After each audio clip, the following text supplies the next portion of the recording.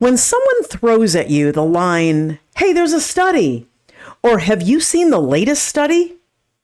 you need to take a step back, because that's not the definitive word on the topic. That should not end the discussion there. That should not end your drive to ensure that you're actually seeing the truth. Because you see, there are lots of different types of studies, but only one type controls for other things that could give you the results they claim. You see, you cannot get the truth in medicine without understanding the lies surrounding it. This is the Dr. Jane Ruby Show, and you're about to enter Truth in Medicine.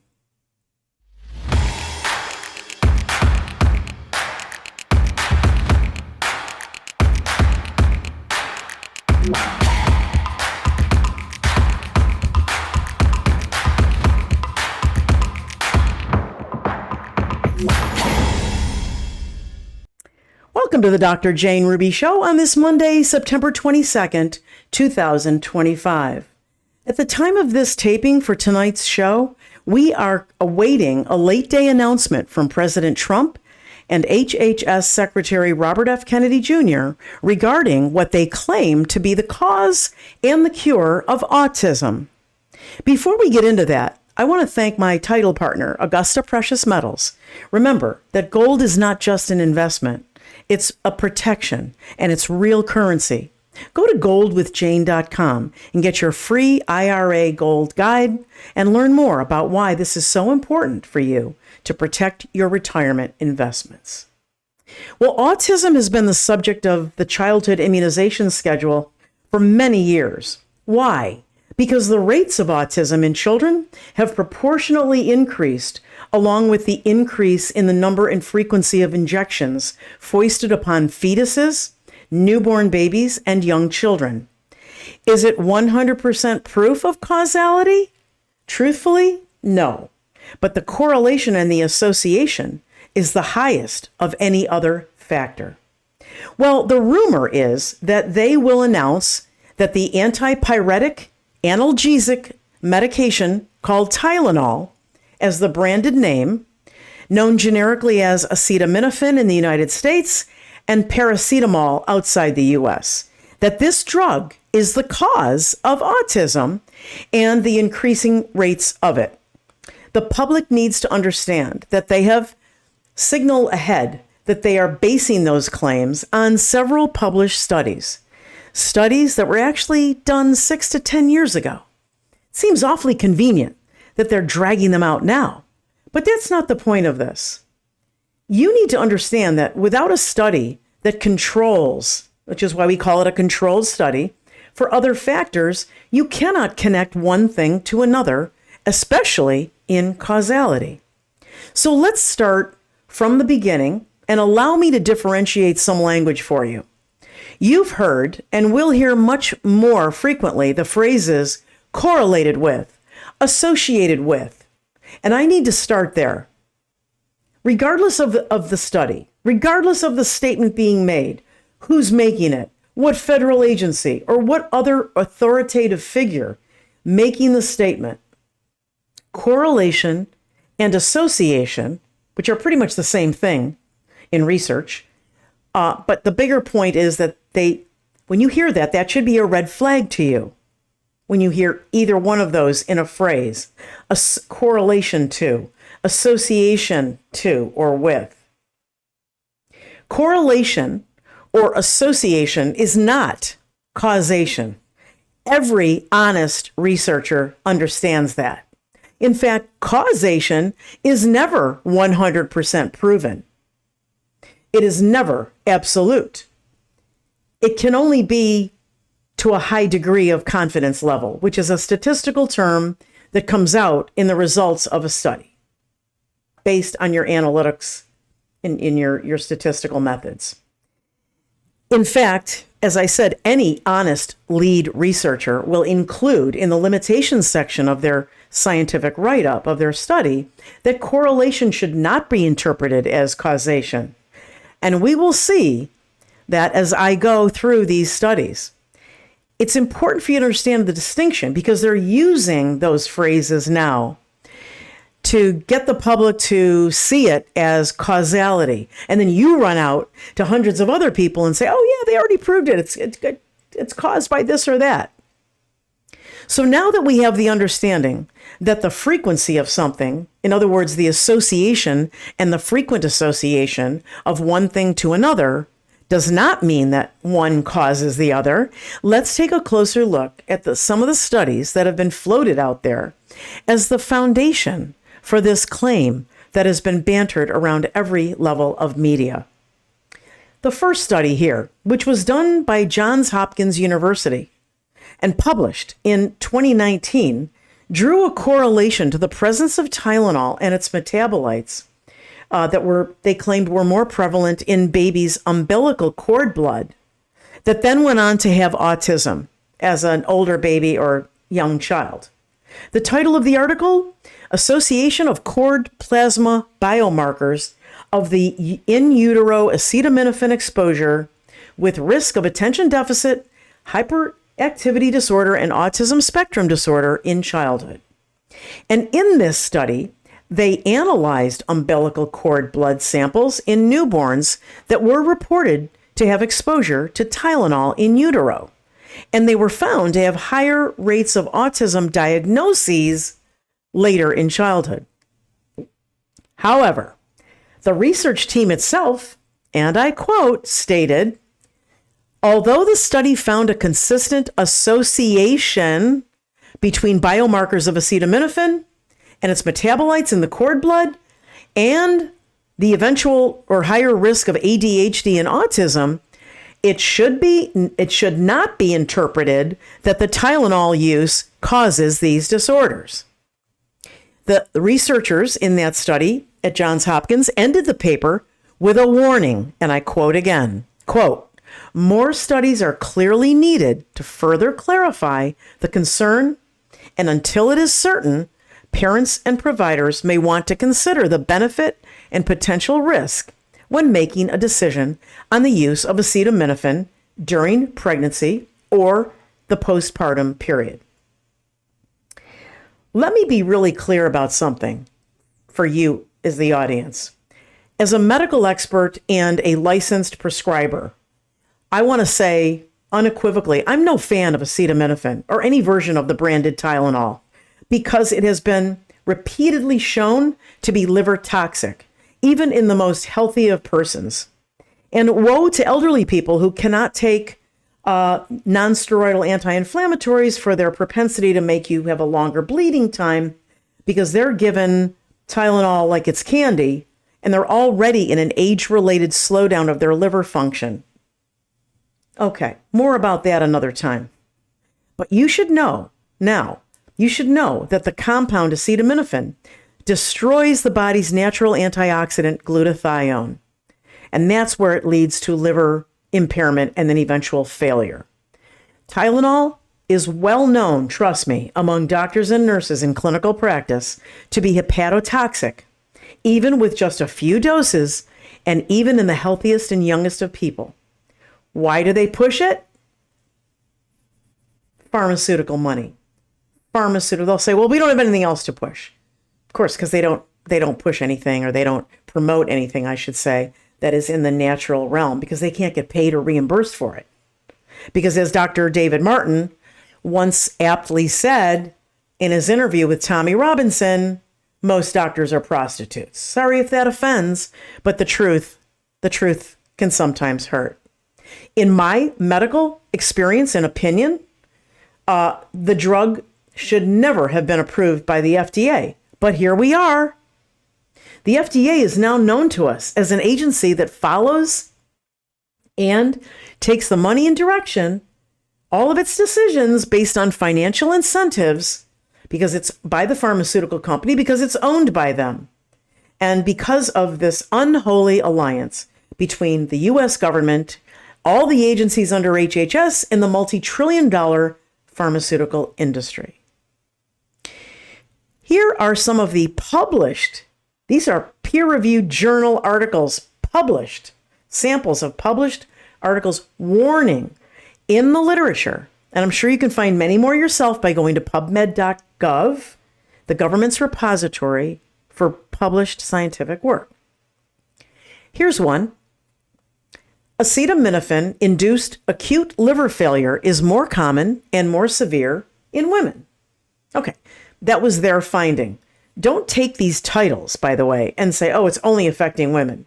You have to read beyond these titles. In this particular study, they found that the liver failure was more common in women who took acetaminophen. But the point is the liver failure.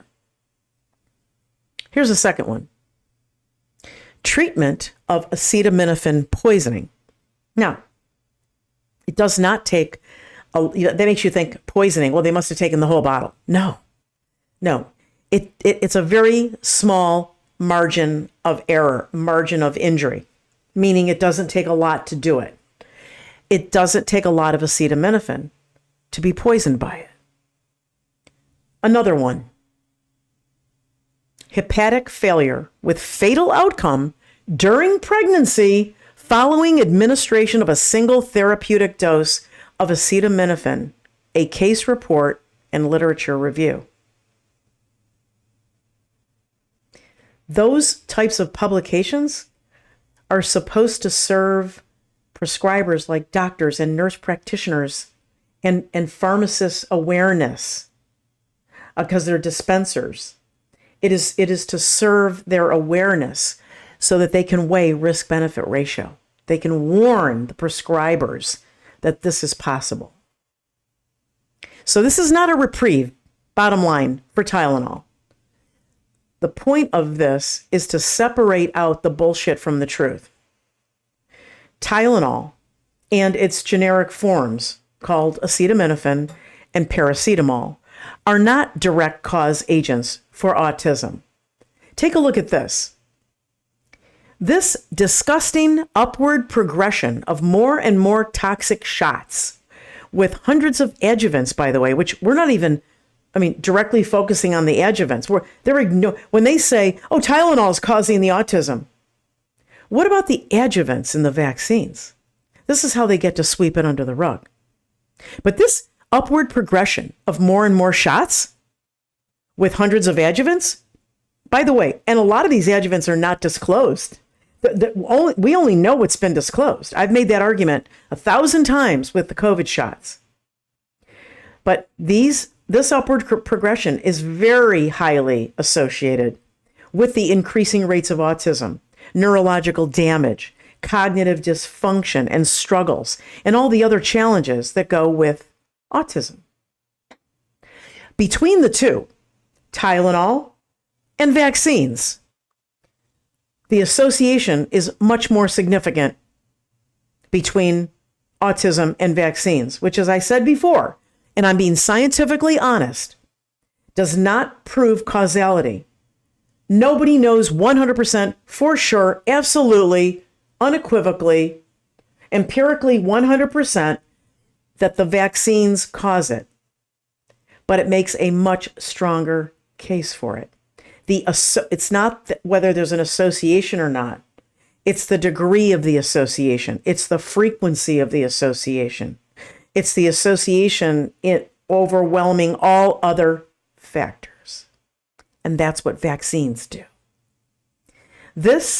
What you're looking at here is the CDC immunization schedule in utero to 12 months, sitting side by side between 1986 and 2024.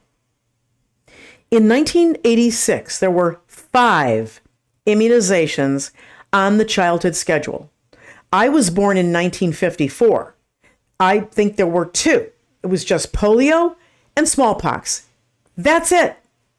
2 in 1954. But in 1986, there were 5, just 5, on the childhood schedule, and the autism rate was 1 in 10,000, which is not acceptable. However, in 2024, that number of injections jumped to 34. 34 shots in the first 12 months of life. 34. And Proportionately, and likewise, the rates of autism went up in frequency to 1 out of every 30 children. That's huge. What happened in 1986 by the end of that year? To go from 5 to an explosion of 34 shots. President Ronald Reagan, who was just as much a bitch and a prostitute to the pharma industry. I'm sorry to tell you, Reagan lovers, I used to love him too. Every bit a prostitute and a slave to the pharma industry as any other president.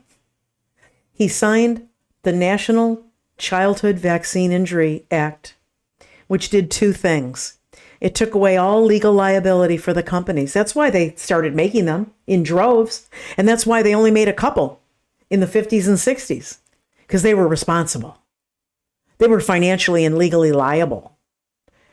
And the second thing Reagan's act did was it took the burden of compensation for those injuries off the backs of the companies, off the backs of the federal government, off the backs of everybody except the U.S. taxpayer. And it created a fund. And to this day, that fund is there. It's very difficult to get money out of it. It's not a substitute for the legal responsibility that pharmaceutical companies should be bearing. That's why they don't give a crap about what they make or what they put in it or what contamination is left behind or how it's made in the lab and how dirty it is and what they didn't filter out. And they don't care when the government says, we want you to make this mRNA thing. Just push it out. They don't care. They're safe. And that started in 1986 with Ronald Reagan and the National Childhood Vaccine Injury Act. Now, that's a huge correlation. And that's what we should be focused on first as a priority, not something that's much less frequent and that is much less unclear in terms of its association. And that's clear. This Tylenol issue is clearly being used to obfuscate the real culprit. And here's something you really must know. Some of you keep giving Kennedy more and more chances. He's going to come through. I know it's coming. I know he's trying. You can't turn it in a day. Enough. Kennedy knows. Kennedy knows. He created an entire career trying to get the word out. Take a look at this. Take a look at this tape. I got a hold of the transcripts in 2005, and it is horrific. It's a nightmare. Any of your listeners can go to our website, see Zero Children's Health Events, and read those transcripts and make up your own mind about what happened. And you see the pangerms of the American healthcare system, these regulators who are supposed to be protecting us from the first day. They're looking at the science and they are saying it's bulletproof. We are causing autism. There was a 2-year committee hearings by Senator Burton at the Government Oversight Committee, and he found that there was a cover-up and that vaccines do cause autism. So, Kennedy busted open a scandal. In fact, numerous scandals. But one of the biggest ones he exposed was discovering the CDC itself, the very agency he runs now, was complicit in hiding the facts that the vaccines in the childhood schedule were causing higher and higher rates of autism and a whole bunch of other diseases. This was a secret meeting held in Norwood, Virginia. And the transcripts are called, or the whole package is called the Simpson-Wood documents. A shout out to my friend Ann Vandersteel, investigative reporter, who reminded me of this the other day. And then understanding that Kennedy, who was one of the founders of Children's Health Defense, ended up writing an article that got pulled. Tell you more about that in a second. And then, but he kept the information, kept it updated, kept those. He got the transcripts to a hidden recording of those meetings where they were admitting, the CDC people were admitting that they knew it was causing autism, that they knew it was causing neurological damage, but they just had to keep going. He blew the whistle that babies were continuing to be injected, particularly babies of color back then, but all babies, and still to this day, all babies, still injected with these vaccines and the childhood schedule, knowing full well that they were causing autism and all kinds of other debilitating diseases. In fact, and when I got sucked into this issue, I saw something 100 times worse. Not just oil companies trying to pave and commoditize our landscape, but big pharmaceutical companies, the most evil companies on earth, evil, who are commoditizing our children, who are giving our children this tsunami of chronic disease, and then making the money to try to tell us, well, we're going to get rid of infectious diseases like chicken pox and measles. Or we're going to trade that for rheumatoid arthritis and diabetes and autism and ADD and ADHD. And all of those infectious diseases are treatable and curable, usually within a week. And none of the chronic diseases that they are causing are treatable or curable.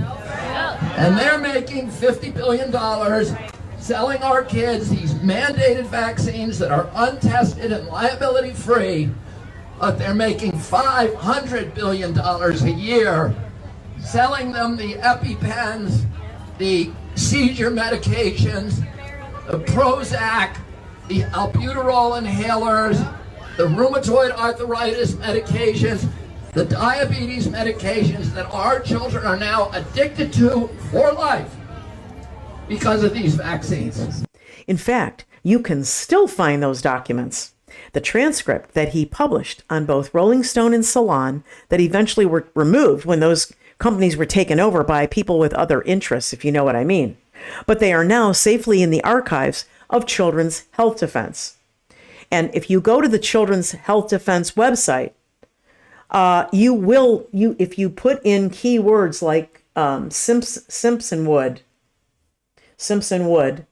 or Senator Burton, anything, secret meeting, you'll bring up that article and you'll click on a hyperlink that takes you to those transcripts to this day.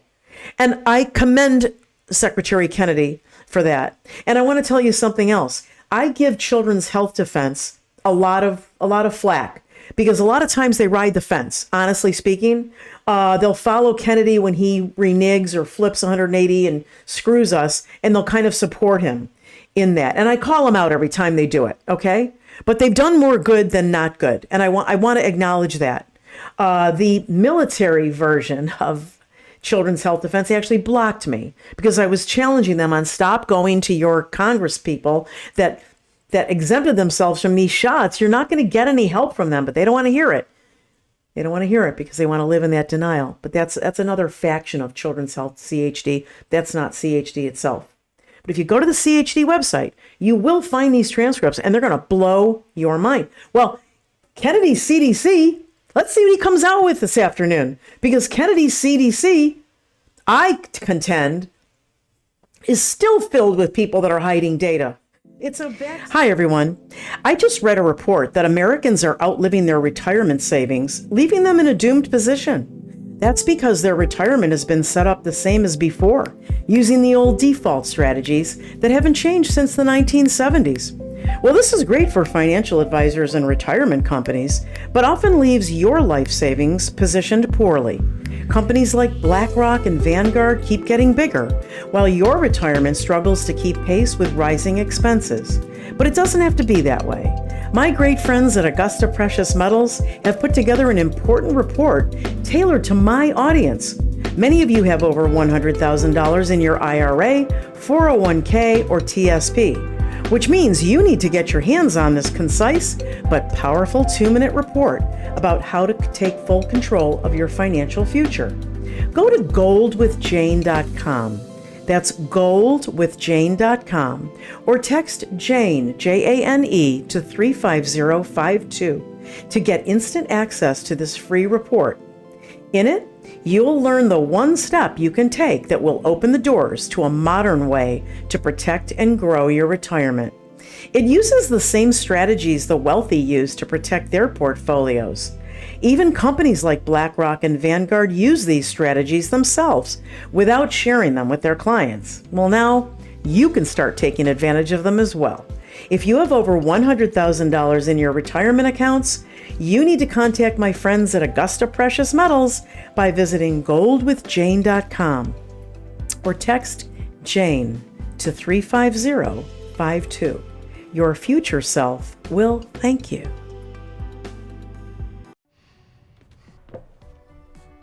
Looks like you've been sleeping well. Megan, he's back. The My Pillow guy. And you're looking good. Still feeling good. Well, just when you thought it couldn't get any better, we've got the best pillow ever, My Pillow 2.0. When I invented My Pillow, it had everything you'd ever want in a pillow. Well, now there's new technology that makes it even better. My Pillow 2.0 has my patented fill combined with a cooling fabric with temperature regulating thread. My Pillow 2.0 is truly the next generation of My Pillow. Now's the time to go to mypillow.com or call the number on your screen. Use the promo code to save 50% on your My Pillow 2.0. You're sleeping even better. And cooler, too. And you're looking good. Feeling good. I knew you would. mypillow.com. Hiding data. It's a vaccine patent holding company. It's not a public health promoting agency. Just ask analyst reporter Albert Benvenides, who is out in California, who from day one, 5 years ago, started downloading every single day the VAERS information. And then by tracking it, his computer could tell him what they manipulated, what they took out, what they put in. Kudos to you, Albert. We haven't had you on the show in a long time. We should have you back. Look at him. He's called, on Twitter, he is Welcome the Eagle on Twitter. Okay. You know, I have to ask you. You should ask yourself, what kind of animals, these people in the secret meeting, these people to this day that are lying in the CDC, that are pretending everything's wonderful and putting out these like jovial, fun, posts on social media. CDC is so wonderful. What kind of animals are these people that they know full well what they've done by promoting these poisons over, not just COVID, everything, the entire childhood schedule, promoting these poisons, knowing they're going to harm innocent babies and children. You don't think they still know that today? Oh, they know. Honey, they know. Big time. What kind of animals can sleep at night or live with themselves? They're doing this to babies. Little innocent babies, never asked for it. Got to deal with it for the rest of their lives, however long that may be. They did it for money. Did it for money and position. Well, I expect more. One last time. I want to repeat myself. One last time. I'm going to expect more from Robert F. Kennedy Jr. I have hit him hard in the last 2 years, and he has, unfortunately, not disappointed. He's lied. He's flipped his position. He's gone after bullshit like Fruit Loops while babies are dying from the mRNA shots every day, still in this country, because people take the word of the CDC, because he hasn't come out and struck it directly. And you got the other numbnuts out there, Trump. I'm proud of it. I love it. Take a look at this just 2 days ago. Today's panel on vaccine changed its broad recommendations on COVID-19 vaccines today. Are you comfortable with that change, or would you like to see Americans take the vaccines that were developed under your tenure? Yeah. Well, the vaccines, according to a lot of people, and if you look at charts, have had a tremendous, Operation Warp Speed. It was, just according to just about everybody, was one of the greatest things that any president has ever done in this country. So we're very proud of it. I'm very proud of it. I'm also very proud of Regeneron and some of the things that came out of, all of the labs and all of the research that we've done. So I don't know exactly what the final determination is, but I had the vaccine. I was very happy with it. Here I am, right? Here I am. Have you had it again?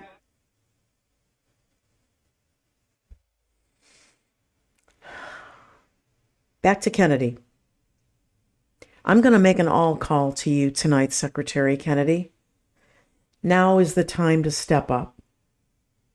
Now is the time for everyone in the federal government, in the CDC, in the FDA, everyone, NIH, all the agencies led by their fearless leader, Robert F. Kennedy Jr., including you, Secretary Kennedy. Now is the time to stand up and stop the madness. Go make your money a different way. You're famous. You'll always be the whatever number of the HHS secretary. Stop the madness. Stop poisoning our babies. You know you're poisoning the babies.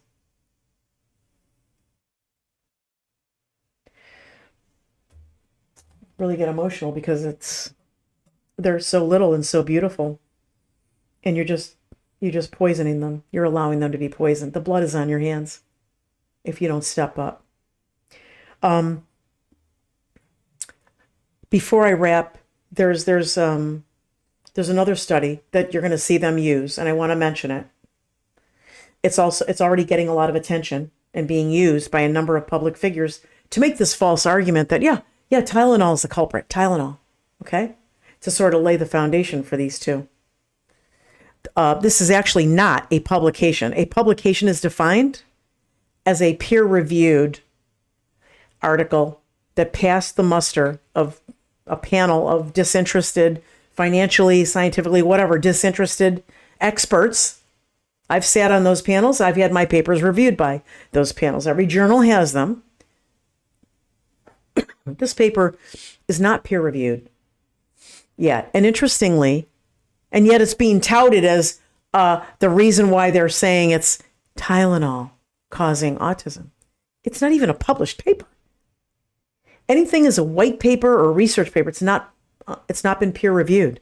And I understand that peer review processes and boards can be bought and be corrupt, but right now it's all we have. And if you don't have that, because 5, 6, 8 people signing off on something that sucks is a conspiracy to commit a fraud. And that's not as easy to do, all the time. But an interesting thing about this paper, another interesting thing, is the date of submission. Take a look. The date of submission, I'm not sure to where, for peer review, and then, if passed, publication, was September 15th, 2025. Wow. Studies done 7, 8 years ago, but we're just submitting it now? Does that sound like funny timing to you? Does that smell of desperation to you? I'd like to ask those investigators. I'd like to interview that panel, that team that ran that. That was a retrospective Medicaid study. And I brush it off because it's the government data, number one, okay? They own the data. They could hand that data to these researchers, and the researchers would never know that it was bastardized or modified or manipulated or things pulled out to put themselves in a better position when these maybe unsuspecting investigators ran their study on this. And Medicaid is doesn't reflect the general population in a lot of ways. There are a lot of problems with retrospective chart review or, medical data review. You've got selection bias. I mean, you just can't overcome it. So you really don't know what you're getting. And your results are going to be shaky. Is it one little piece to it? Sure. But it's not a definitive piece, and it isn't strong. It isn't even strong correlation. But does that smell desperate to you? Does that smell like of shoving things in front of you before they're even ready. It's in peer review. We just submitted it 10 days ago. It's in peer review. And then pretending or sort of implying that it's a peer-reviewed journal publication is disingenuous at best and intentionally fraudulent at worst. Technically, I called it a white paper. Anytime you hear white paper in pharma, in the world of scholarly writing, boom, automatically white paper, not peer-reviewed. Your high schooler who just wrote his paper on American history, that's a white paper. Okay. It's every scientific white paper. I've seen people out there, some frontline people going who aren't medical going, I got a white paper that says X, Y, and Z. Sit down. Sit down. You got a research report. You have no scrutiny. You have no peer review. You have no pushback. You have no other independent eyes on it, except the only eyes that are on it are the eyes that are getting paid to get it done or that get the credit when it gets published. It's a white paper. Like I said, not a publication. A publication, by definition, implies peer review. And on top of that, the authors declare in their conclusions another honest declaration that the study wasn't even intended to look at Tylenol and its relationship to autism. It wasn't intended to do that, and it wasn't designed to do that. And you have to understand, when you decide what you're trying to answer, what scientific question you're trying to answer, that dictates, if you really know what you're doing, it dictates your study design. Am I going to do a controlled prospective? Am I going to do a retrospective? Am I going to review charts? Am I going to do interviews with people prospectively? It's 1,000 ways to do it. There's only one major way to control for other factors that has the highest level of credibility, that truly is gold standard, and it's not been used. Nothing's been used. This one that you're seeing here was a retrospective cohort design, and it was for something else. They were looking for something else. And here's the exact quote from the investigators. The present study was not undertaken to probe the causal relationship between acetaminophen exposure and autism spectrum disorder. A causal relationship has been inferred from a large and robust body of evidence, and they name a lot of other studies. Now, a causal relationship, has been inferred. Understand the difference between implied and inferred. If I'm reading something, I'm the consumer of it, and I'm reading what you wrote, and you write it a certain way that sounds like, I think the Tylenol is a problem here. You, the reader, the consumer of the data, are inferring. In other words, you're making an assumption. Okay? Implying is what they write to get you to infer to yourself that this must be the cause. Okay. Sounds like splitting hairs, but it's very important.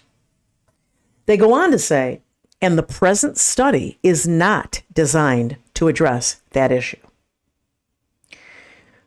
I hope you get a better sense for how easy it is to throw out the comment, hey, there's a study on that. They just put a study out. Or there's a publication on that. Don't worry. I see people like Peter McCullough from his McCullough Foundation throwing out, there's a study here, there's a study there. Because he knows the public isn't going to have the capability to go and review it. I go and review it. Oh, okay. Jones and Smith, 2012. Okay. What's the objective? In other words, what is the study question we're trying to answer? What is the design of the study? What's the methodology they set up to use to execute that study? What were the analytical methods that they chose to analyze that type of data? Because data comes in many different forms. And what conclusion did they come to in terms of their conclusions? Do they match their results? It's a standard layout. Every real scientific publication that's peer reviewed must have certain things in it. An introduction and background of the problem. Why is this important for you to study? And why should the rest of us read it? Okay. The next thing, your methodology. What's my design? How am I going to analyze it? What's my population? Age, babies to 100-year-old. What people with different, you get the point. Okay. But when somebody says, yeah, I saw a study on that. Really? Okay, that should be the beginning of your conversation and your review to vet the statements and the foundation upon which they want you to believe them. Many of you know my wheelhouse is both as an experienced and former medical provider in acute care settings like hospitals, ICUs, licensed prescriber of both regular pharmaceuticals and the full DEA schedule of controlled drugs. And then a clinical researcher for several years, turned 20-year pharma insider on the medical research side. Vetting these research reports and publications is like, I can do it in my sleep. It's in my wheelhouse. So when I go through this with you, it's with my expertise. I know what I'm talking about. I've written hundreds of scientific protocols. I've executed many of those studies. I have run them by human subjects review, the investigational review boards to comply with Nuremberg, codes. I've executed them. I've run them through analyses with computer teams of analysts to digest the results and develop those results into a truthful statement of findings. And I have published and presented papers and posters all over the world on almost every continent. I can tell you that most of the time when there's a declaration of, there's a study, or a study just came out, like they throw it out on Twitter or a podcast,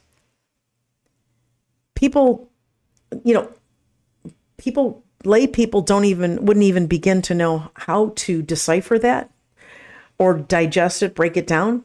And they don't even go beyond the title most of the time. So this is how the powers that be get away with duping you, with snowing you, with telling you, don't worry, we got that. They did a study. It's all good. I look at the paper and I can tell you in the first 5 minutes what the design was, what the population was studied in terms of age, afflictions, gender, demographics, race, what the objective of the study was. In other words, what are they looking for? And how did they go about looking for it? And how did they control for outside factors that could have also caused a positive or negative result? It has become so easy to dupe the public because the public doesn't know how to protect themselves, itself. That's why you're here tonight. I'm not trying to force you to become a scientific, writer or, an expert at reading these scientific papers, but to get a little bit of insight into how easily science can be abused and misused, and that there are procedures and processes that are standard that were thrown out the window, which is why a lot of people, myself included, other analysts like Sasha Latapova, good researchers, Catherine Watt, everybody understands the procedures, right? Hopefully you've gotten more of an insight, as I said, as to how easily science can be misused to trick you into thinking that something is a truth when it's not. That's called dishonest use of science. And I guess the most I could hope for is that I just woke you up to that you could at least think, I'm not going to just take this at face value. I'm going to look a little further. I'm going to look at what some other people have said that do have some expertise in digesting these papers. And maybe even learn some more on that yourself so that you're even more empowered. So, okay, that is really what I wanted to cover. I hope that's been helpful to all of you. Thank you so much for your great support for a lot of the information that I've received from many of you in the last few days, asking me to continue the shows, continue the coffee chats. I'm happy to do it. I'm looking forward to doing more. I want to tell you we've got some great interviews coming up in the next week or so. We have later this week Congressman Marlin Stutzman, who's the United States congressional rep from the state of Indiana, who has introduced a bill to Congress, the Appeal Reveal Act. And what he's trying to do is he wants every company that puts any kind of coating or spray preservative on our fresh produce to disclose fully what is 100% what is in there so that we can make informed choices. And then I'm really excited also, in addition to Congressman Stutzman, a great honor to have him on the show, also going to have some heavy hitter and lots of fun, but lots of seriousness with the former Green Beret, Deep State Marauder. Let's see, what are his other titles? Secretary of Retribution, former congressional candidate himself in the state of Virginia from my old DC days 10 years ago, and retired Colonel, I said former Green Beret, the one and only Ivan Raiklin, Colonel Ivan Raiklin, will be here for an incredible interview later this week. So stay tuned to that. And please check out my incredible vendors. I don't take any corporate money. I've turned down many, many corporate sponsorships, hundreds of thousands of dollars to bring you the truth without any imposition or expectation by an outside force. And that's what real free speech is about. And I commend posthumously Charlie Kirk for his work in free speech.